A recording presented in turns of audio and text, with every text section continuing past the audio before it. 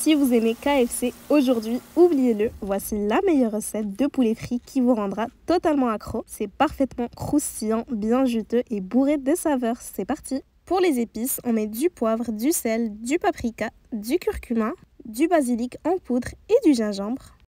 On ajoute 2 cuillères à soupe d'huile d'olive, 1 cuillère à soupe de moutarde de Dijon, 2 cuillères à soupe de yaourt nature qui nous donnera un poulet bien juteux. On mélange bien pour avoir une marinade homogène. On va aussi râper 3 ou 4 gousses d'ail pour avoir un maximum de saveur. On mélange bien pour incorporer l'ail, puis on va mettre la marinade de côté. Pour 5 à 6 personnes, j'ai pris un poulet et demi, donc environ 2 kg. Vous pouvez bien sûr utiliser la partie du poulet de votre choix, donc par exemple que de la poitrine ou que des cuisses. J'ai nettoyé mon poulet, ensuite je le sépare en morceaux comme ceci.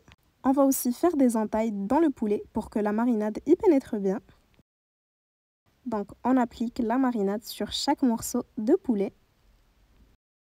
Ensuite on masse le tout à la main pour être vraiment sûr qu'il y en a de partout. Si vous aimez les recettes de fast-food, n'hésitez pas à liker la vidéo pour me le faire savoir, ça me fera vraiment plaisir. Et surtout, abonnez-vous pour ne manquer aucune recette qui pourrait vous plaire.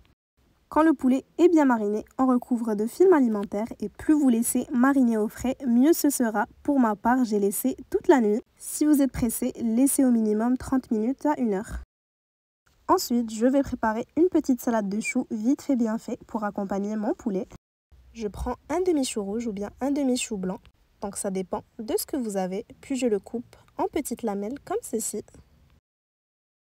Je réserve dans un grand bol, puis je vais préparer une délicieuse marinade. Donc dans un autre bol, je mélange 2 cuillères à soupe de yaourt nature, 2 cuillères à soupe de mayonnaise, 1 cuillère à café de vinaigre, 1 cuillère à soupe de sucre, puis finalement 1 cuillère à soupe de jus de citron et on mélange bien le tout.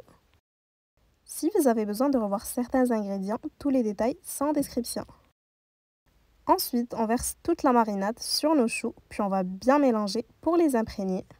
Quand c'est fait, on va à son tour la couvrir de film alimentaire, puis la laisser au frais minimum 1 heure, donc pour permettre aux choux de s'imprégner de la marinade, de ramollir et d'être bien savoureux. Ensuite, je prépare ma panure, donc dans un bol, je casse 2 œufs, j'y ajoute un peu de sel, un peu de poivre. Je mélange bien le tout. J'y ajoute 150 ml de lait, puis je vais bien battre le tout. Donc le mélange doit devenir mousseux, comme ceci. Dans un grand bol, on mélange 250 g de farine avec du sel, du poivre, du basilic en poudre et du paprika. Ensuite, on reprend notre poulet une fois qu'il a bien mariné au frais. On commence par le rouler dans la farine une première fois. On tapote pour retirer l'excédent. Ensuite, on le trempe dans le mélange œuf et lait. Et on remet dans la farine une dernière fois. Donc vous allez voir qu'avec cette panure, non seulement le poulet sera super savoureux grâce aux épices, mais la texture sera aussi incroyable. Donc on refait ceci pour tous nos morceaux de poulet. Pendant ce temps, on a laissé notre huile de friture bien chauffer sur feu moyen. Une fois que l'huile est chaude, on va pouvoir cuire nos morceaux de poulet. Donc on essaye de les entasser le moins possible, on y va petit à petit. Pour la cuisson, ça devrait prendre 15 à 20 minutes. Donc je vous laisse voir à quel point l'extérieur est hyper croustillant et doré. Donc pas besoin de chapelure ni de cornflakes pour obtenir cette magnifique couche. Quand le poulet est cuit, on le retire puis on le réserve sur du papier absorbant pour retirer l'excès d'huile. Et on continue la cuisson pour tous nos morceaux de poulet. Et c'est déjà prêt, il ne vous restera plus qu'à vous régaler. Franchement, c'est du pur bonheur en bouche. Vous pouvez décorer avec des morceaux de laitue si vous voulez et vous n'oubliez pas de ressortir la salade de choux pour accompagner.